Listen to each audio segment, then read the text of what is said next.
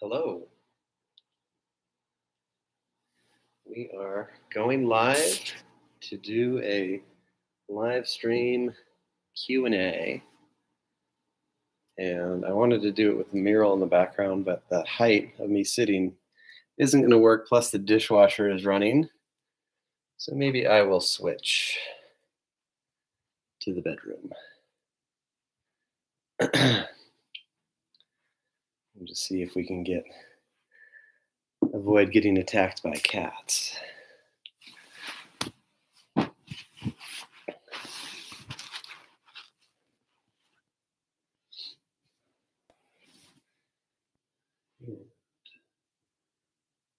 Curtains down. It's starting to snow a little bit outside.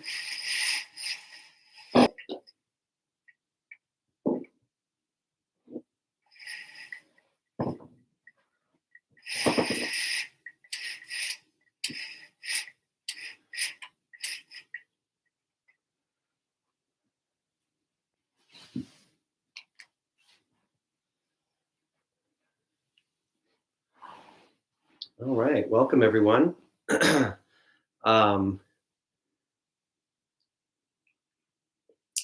of our dishes are in the dishwasher, so I'm having a bowl of ginger tea here. It's been a long time since I've done a Q&A live stream, but I would be doing more of them, and that's something I could do and not have to worry about possible baby noise in the background, or toddler noise, I should say, playing and whatnot. They did go to the store to get pet food, so that won't be an issue today, but these noises in the background they're still not ideal in a live stream, but I feel like they're especially problematic when I'm filming a class and you're trying to relax, whereas this is more informational. So I'm going to talk about some topics that I have in mind, and also I got sent a couple questions for people who will be out on bike rides or busy and can't actually be part of the live stream. But please feel free to, if you're joining at any point, hit up a question in the chat, and I will do my best to answer it in the next half an hour. Otherwise, I will start with the questions that I have been sent previously. And also maybe I'll tell you a little bit about the life update. I'm living now in Boise, the capital city of Idaho. Have a really nice new home. We're very fortunate to have found this place. It's a lot more affordable than our previous home, and it's a lot bigger and has a front and backyard and 2-car garage. So we are feeling pretty happy about all this. And it was also a very stressful time leading up to it. And even though we do feel it's a really good change for us, it's a change that comes with sacrifice. And there's no perfect solution for different problems in the world, but we feel really good about it. And it's really amazing to live in a place surrounded by mountains that get covered in snow, and to live in a place that's not a tourist town. Santa Cruz, my longtime home, and now my home away from home, is filled with vacant houses that are vacation rentals because it's a tourist town, and that drives up the rent and makes people very stressed. It's not really good to be the stressed out yoga teacher, even though that is a classic archetype, especially for those of us who have been brave enough to own a yoga studio, myself not included. I haven't wanted to take on the labor of love and stress that is owning a yoga studio. Now I have my own little online studio, which is pretty cool because the overhead is quite low. Anyway, it's a balance to, participate in life, be a father, have hobbies that, include going out in traffic and different things, and or getting deep into nature where you might get lost. and also not having too much stress in the world. My cycling, interestingly, is a form of relieving stress. And when I do a lot of it, it starts to stress me out. So it's like everything is about uh, finding just the right balance in the world. And we don't become balanced people. We work on maintaining balance consistently. You're never really sort of arrived. You're always doing the process, chop wood, carry water. Anyway, so life is really good here. I'm surprisingly adapted to the colder conditions in the snow. Where I lived before is in the redwoods and had the northern Pacific Ocean, which the numerical temperature was typically reasonable. I mean, in the mornings, sometimes it'd be in the 30s or even in rare occasion in the 20s. Um, but the midday temperature was usually what would be considered mild. But the feeling of dampness from the redwoods and the feeling of chill of the air coming off the ocean sometimes felt really cold, even though it'd be in the 50s. Um, Yesterday it was in the low 50s and sunny here, and I went out riding all bundled up, and I got really warm. So it's just interesting the feeling of a crisper, drier, more alpine or high desert setting. It definitely feels really cold, and when it's snow and there's ice all over the road, and you're walking outside and slipping on the ice, it's definitely very wintry, and you have to wear more layers. But I'm enjoying it a lot, like living in a winter wonderland.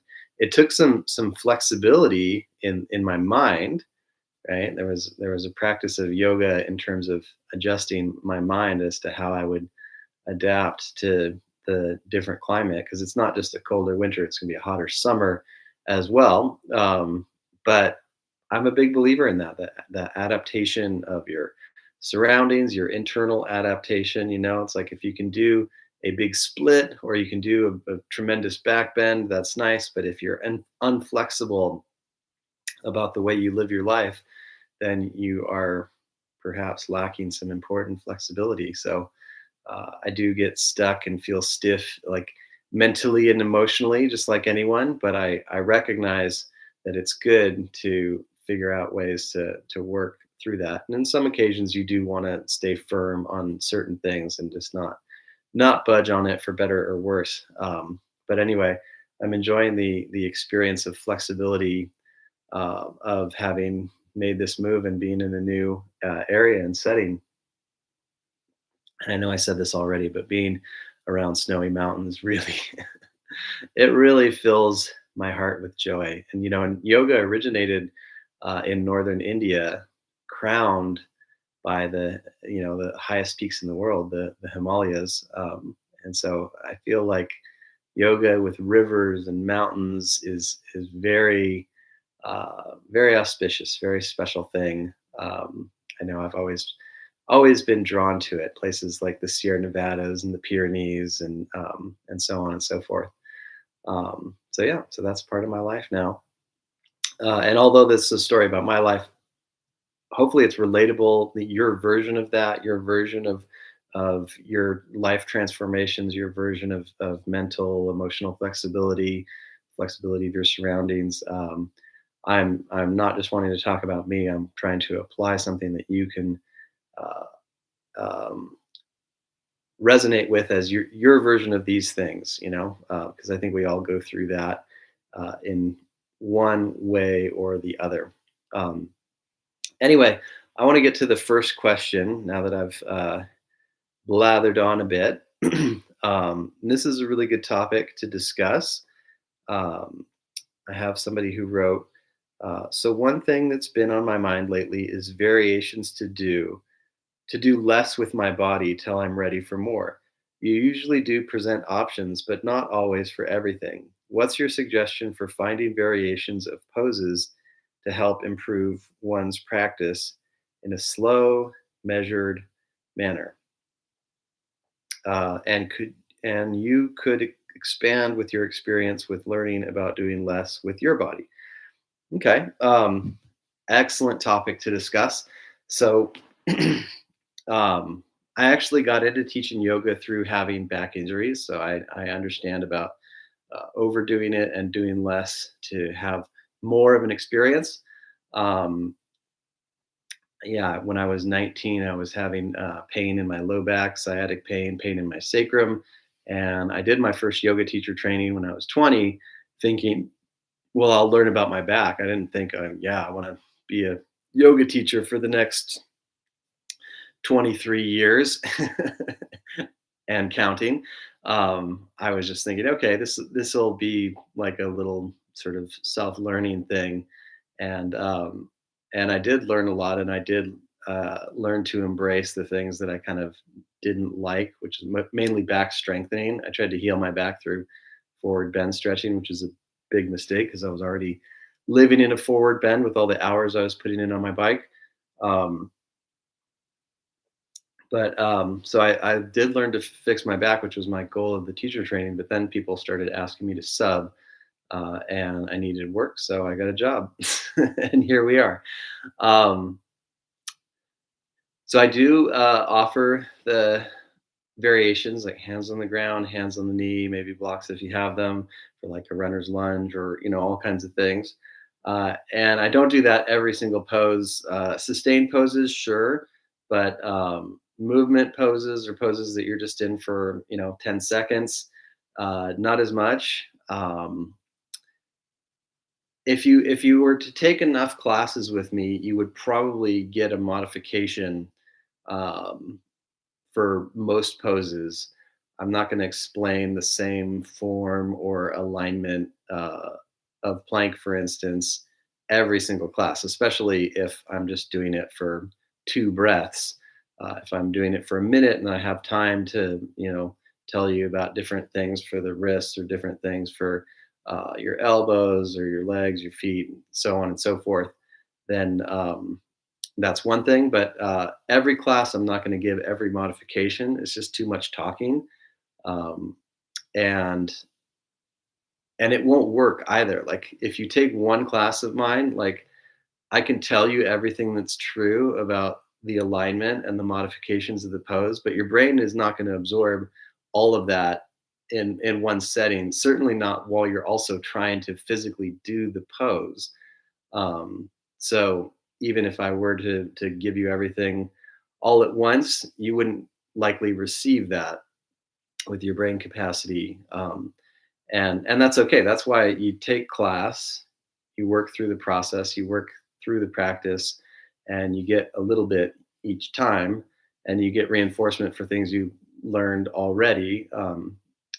Just like taking a deep breath. That's something that we all know that that's part of yoga, and it helps to hear a reminder from the teacher again and again. So, anyhow, uh, if you take enough classes, you'll pick up a lot of variations. The simplest thing to do in terms of modifying a pose, um, to not have it be too much, is to skip the pose.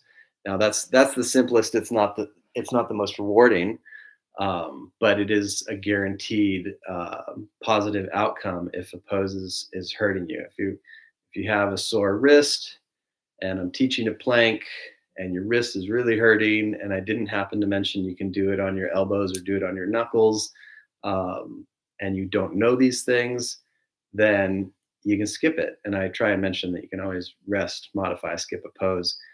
But even if you don't hear that in the moment, it's it's still applicable. You can do that. You can do that in anyone's yoga class, skipping a pose. Any teacher that tells you no, you have to do this, you should skip their teaching and not take their class. Um, in my opinion.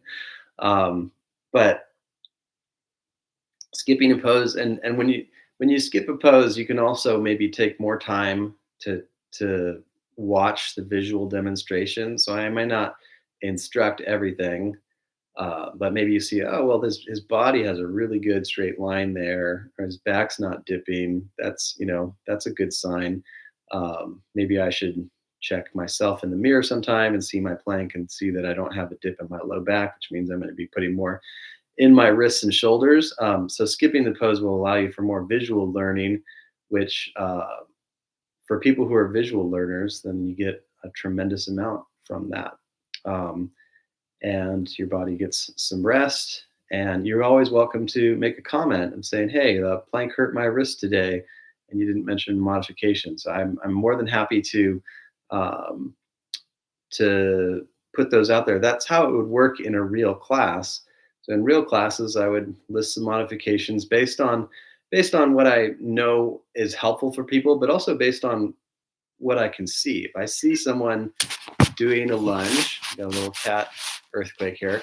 If I see someone doing a lunge and they got a grimace on their face and their form is not so good, I know that I need to help them um, with that. One of the negative, one of the downsides of the virtual teaching um, is that I don't see you teaching um, unless we were doing a Zoom class. And if anyone wants a Zoom private lesson, or if people want to get together a Zoom semi-private class, then that is something I'm open for, and then I can see you practice, which would be cool. But anyway, in the virtual world, the benefit is I can be anywhere and teach a class, and you can be anywhere and take a class. And so there's certainly pros, and then there's of course the cons. I can't give you a physical adjustment. I can't see your practice, so I don't know what you need help with. And again, that's where you letting me know what you need help with in the comments or private message or whatnot is very effective. So, so some of the things that I teach online are probably limited compared to when I was working with people directly and seeing their alignment or lack thereof, and judging accordingly what they need. But anyway, short story long. First thing is you can skip a pose, stop and watch, ask a question if something's not working for you.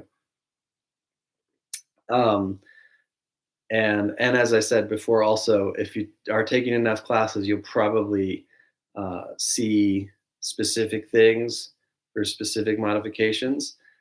In my mobility and core toolkit, I have very body part specific stuff, and there are classes that are kind of designed for people who've never taken yoga before, especially the episode one of certain body parts that I have multiple episodes for. So those tend to be very explanatory, and I haven't posted it yet, but I will put a link down below, and all my classes pretty much have a link to that if you ever want to purchase the mobility and core toolkit. So that's a really good toolkit for kind of people who have studied less yoga. And I'm getting warm here, but the morning hair is not really not really happening. So my vanity will get the best of me and keep me nice and toasty. Um, anyhow, the toolkit's a great resource for people who need specific things for their body and certain body part specific stuff. It also, um, you know what you're going to get unless you're doing a core class. That's part of the toolkit, which is kind of general full body. Uh, you know you're going to focus on the legs if you're doing a hamstring class, episode 1, 2, or 3. You know you're going to focus on, the neck and upper back if you're doing one of those episodes. So if you know, like, okay, my ankles are really sore today, so I don't want to do leg heavy stuff, but I'll do that upper body class. I'll do the wrist class, or my lower body needs attention. I'll focus on that.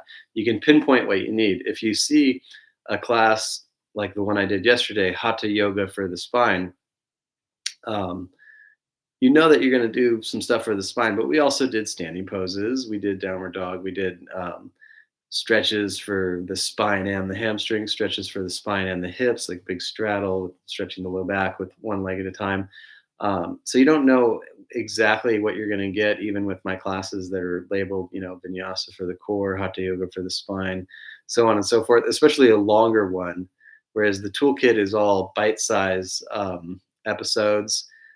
There's warm-ups that take about 3 to 5 minutes, and there's episodes that take about 10 that include a little warm down. So the toolkit's really good for knowing what you're going to get and getting exactly what you need, and then using the same episodes till you really have all these things refined. It's not as exciting as a longer or normal class. It's like eating really healthy food that's not the most spicy, but it's really good for you. So, and it's great for learning. So check out the toolkit. I have a free sample in the playlist. I'll put that in the description for this video after I stop going live. But that can be really helpful. Taking class with different teachers. I know as a good salesman, and I just did an advertisement for one of my products. As a good salesman, I should only be promoting myself, yada yada yada.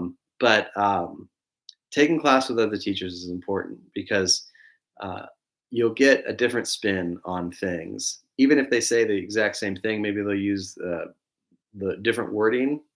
They wouldn't be saying the exact same thing, but if they're teaching, you know, the same alignment of where your shoulders and wrists are, but they word it slightly different, and then for some people, it plugs in, whereas before certain words didn't resonate.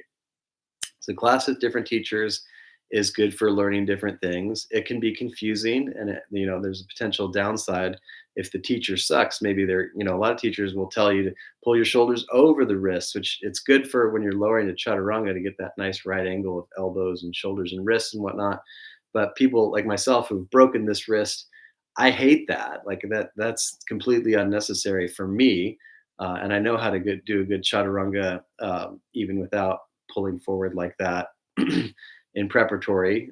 So I do the opposite where I have my wrist a little bit in front of my shoulders. So you get confusing alignments and different alignments, and sometimes what I might consider bad information, which, what I consider bad information is based on what I've noticed is bad for other people, but a big part of that is what feels bad in my body, which sometimes feels great in another person's body.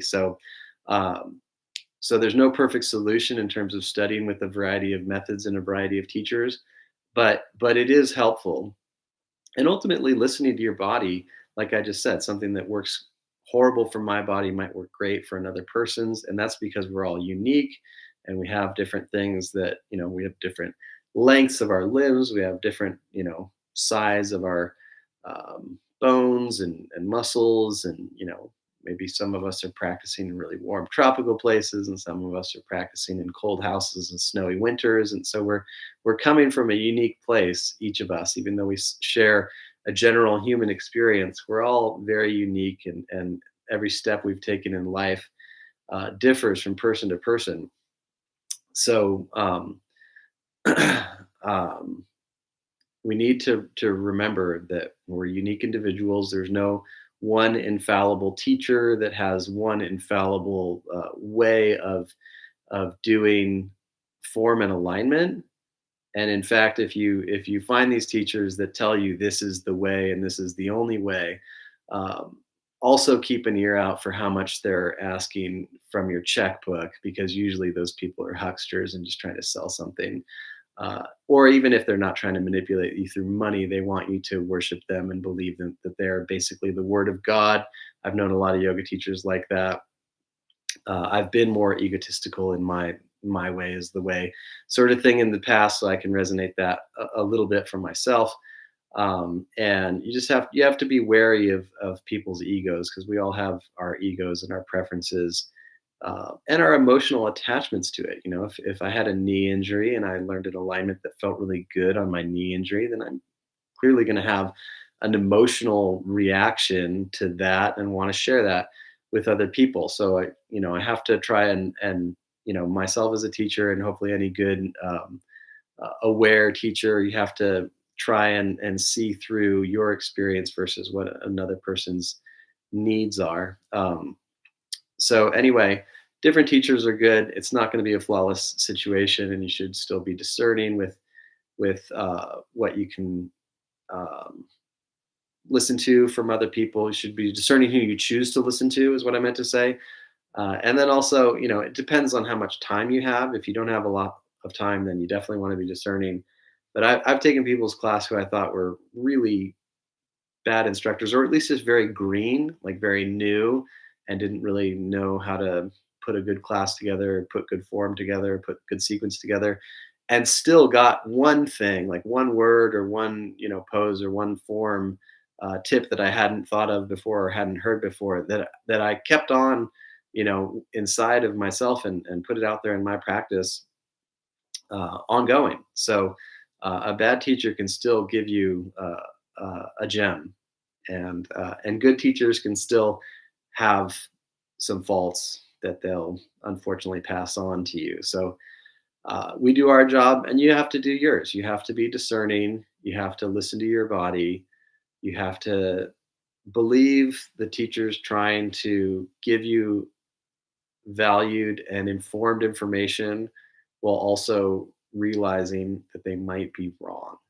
And that's a really difficult thing. It's humbling. It's humbling for teachers to remember that. It's humbling for students to, maybe have their favorite teacher who they are agreeing with 99% of the time and thinking that one thing that's not for me. And I don't know, maybe I don't even think it's for everybody. And that's the way it is. There's no perfect form, there's no perfect people.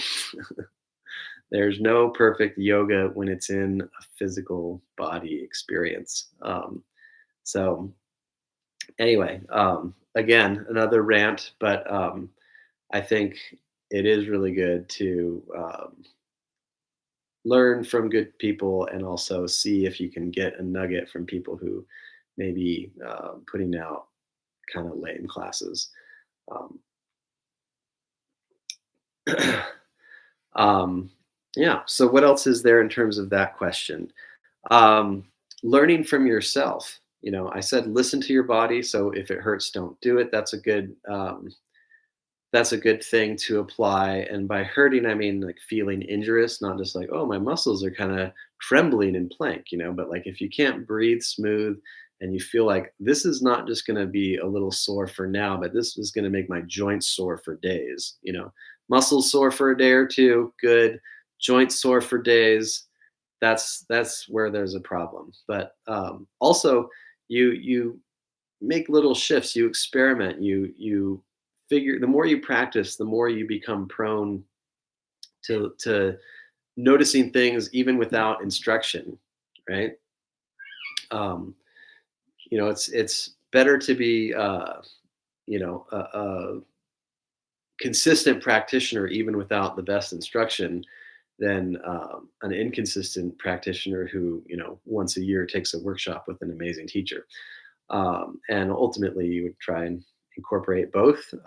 But I learned a tremendous amount just through practicing a lot. There was a period of my uh, studies where I was not just teaching a lot, but I was doing my own practice at home for hours a day, and I overdid it a lot. Um, and I also learned a lot of things. I got really strong, and then I injured myself and had to learn how to work around that. It taught me a lot of things physically as well as mentally and emotionally.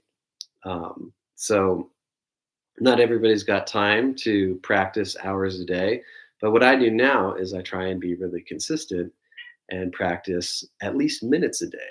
So on a day where I'm not doing a full hour long practice, I'm mindful of my breath throughout the day.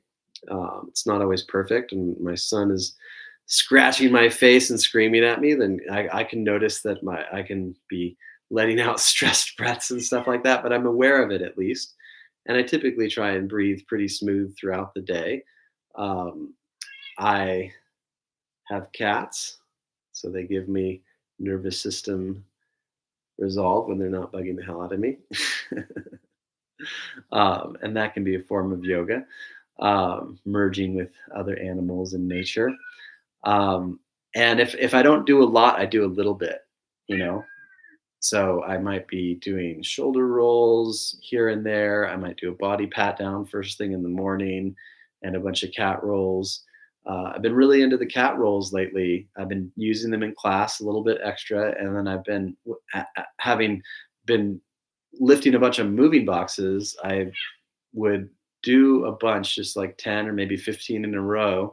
And that would be the only thing I do. And then I get started on lifting, and my back was definitely much better for it.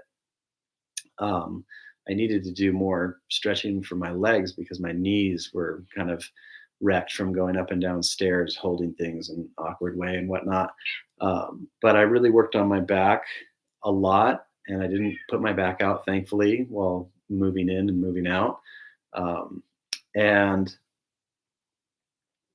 little movement snacks, some people call them, go a long ways. So, being mindful of your breathing, even if you're not in class, that's what it's all about. A 1 or 2 minute meditation on a daily basis goes a long way. Um, I say 5 minutes of stretching, but you don't even have to do 5 minutes. You can do one stretch for 1 minute, and your body's gonna feel, so long as you don't pick an advanced stretch and pull a muscle, your body's going to feel different just from doing that 1 minute on the days that are busy. So I know I've said this many times, but you should never underestimate the doing the small thing, because the small thing done again and again is going to really add up to a big thing over time, especially over a lifetime. Um, so yeah, the more you practice, the more you learn, from both from your teacher, but also just from doing it. Our bodies and our brains kind of link up in a way that repetition of things, and there's nothing more monotonous than a cat roll, especially in the types of yoga I came from, and then my classes nowadays, especially even in the advanced ones, I'll start with those rolls, and it's very monotonous. And I understand that sometimes that grates on people's nerves, and variety is indeed the spice of life. But a wise teacher and friend of mine once said that repetition equals magic. You do something over and over, and your body just gets better at doing that one thing because of the link between the body and the brain. They've studied professional athletes, people like Tiger Woods and whatnot, who've done tremendous amount of repetition, just swinging the club again and again, and the brain, it's not just the muscles, but the brain starts to change in a way that makes your body better at doing that motion, that through repeating it. Um, so doing the monotonous thing, doing the boring stretch or the boring spinal roll, um, is something that you can actually get excited about when you realize that that's actually going to make you really, really good at practicing and ultimately feel better in your body, mind, and emotions. Hopefully, we're going to have days where we feel bad in all of those areas, and it's still valuable to go through the motions, get it done at least a little bit. And most of our days, we're going to feel kind of middle ground. And then some days, it's just going to be like pure bliss. And that's a really nice thing to enjoy in that moment. But uh, it's also something to not try to get too attached to. You can't feel like you're walking on air every day, at least not from my experience. Not if you're living in the world where you're going to your job and maybe your kids are screaming at you and yada yada yada. Um, if you just meditate in a temple on top of a mountain all day every day, that's a different story. But most of us are in the world and we're going through the daily grind. And the thing to notice is, if you feel a little less crappy on your crappy days, that's a great sign. That's a sign of huge progress. And if you feel just overall general better well-being and strength and physical ability, flexibility on your medium days, these are really good indicators, because the ultimate best days, they come and go, and I'm all for them, but I also, if you're very attached to them, that can make your normal life really suck. So again, like I said in the beginning, it's all about finding that balance, and that balance includes being uh, understanding and okay with the ups and the downs in between, coming back to center. So unless there's any other questions from the group, type it in case. Any questions? I think that was a thorough enough talk. The only comment I got was from the Chocolate Factory Hunter saying, okay. I'm not sure what that means. I will do these again, especially if people say they watch them later and or like them. You're welcome to send me questions and I can make videos about them or get back to you in the comment section about what I think. Most likely, I will make a video about the topic because if you're asking a question about a certain pose, it's likely that other people have the same question. They're just not asking it. And I'm better at talking rather than writing. I have dyslexia, so writing sometimes is difficult for me with spelling and grammar, even with the modern advancements of computer, you know, programs and whatnot. So I'm going to wrap it up for now and say thank you everyone for those who checked in live or who watched this later. Um, we will likely do an inversion workshop in a couple weeks. I'll keep up with the downloads and live streams, and if you'd like to do private lessons and or have questions about the mobility and core toolkit, then don't hesitate to ask. You can always give me a call if you're interested in privates or custom videos. If you'd like a free 15-minute phone consultation to see if these things are right for you, then please send me a private message and we can arrange that. And really appreciate the online community. It's really wonderful to be able to move and not have to hunt for yoga studios to let me teach, even though I plan on doing a little bit of that eventually. Um, it's just great to be able to keep my teaching going no matter what location I'm in, whether I've moved permanent residence or whether I'm just traveling somewhere on vacation, visiting family. This is cool. I'm going to keep this going, and I hope you keep your practice going, and wishing you all good things. Remember to drink warm tea if it's, especially if you're somewhere snowy, which even Southern California right now, it's having unprecedented snow. Drink water, drink electrolyte drinks if you're someplace hot, like Southern Hemisphere or the tropics. Be good to yourself and those around you. And I look forward to the next time. Thanks, everyone. Ciao for now.